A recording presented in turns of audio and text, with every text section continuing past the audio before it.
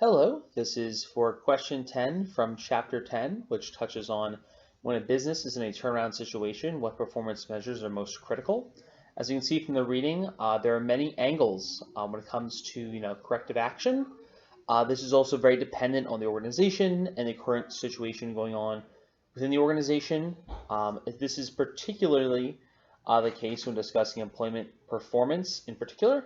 As we can see in the reading, there can be an issue of incentives sometimes. A manager may look, at his desired results and have to reevaluate the incentives he's offering his staff, his colleagues, things of that nature, in order to reach that desired result.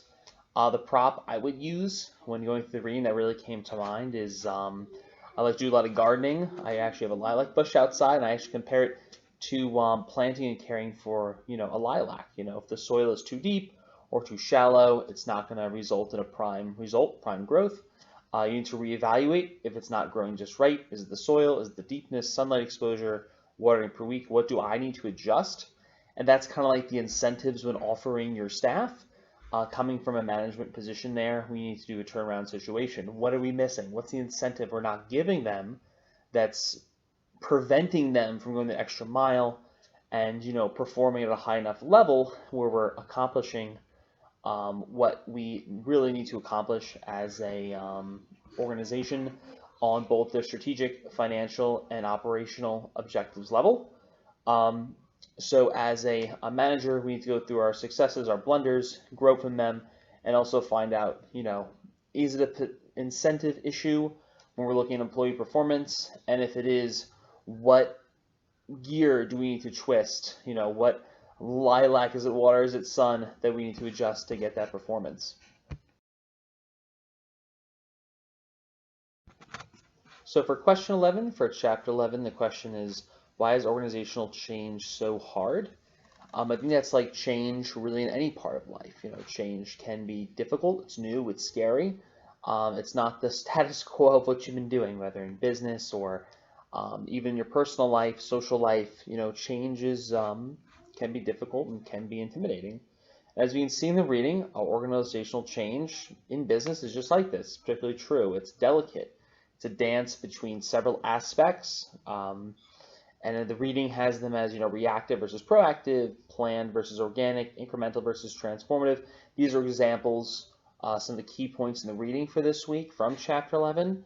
And many companies, ones that I've worked for especially, we've all received feedback and criticism and praise from various places, whether that's from, colleagues, seniors, juniors in the company, those internally within the organizations, and also clients, customers, prospective customers, and just the overall general public image of your business.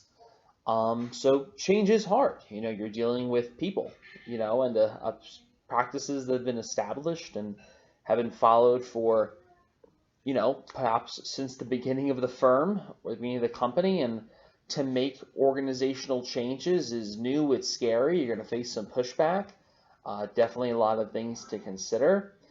Is the organization living up to its values, its mission, its history, really, and is it where it wants to be? And if not, what needs to be done? How and when and will we get to the place that we want to be through change? So organizational change can be difficult. Again, we're dealing with people. We're dealing with what's comfortable. We're going to have to go to a place that's uncomfortable for the good of the company and good of growth. So it can be difficult to have its challenges. So for chapter 12, question 12 is, why is having a versatile leadership style so important? I know in question 10 for chapter 10, the prop was a lilac and doing gardening. I think an appropriate prop here, to use two props in a week, would be a utility player. I think in a baseball, we don't need a designated hitter.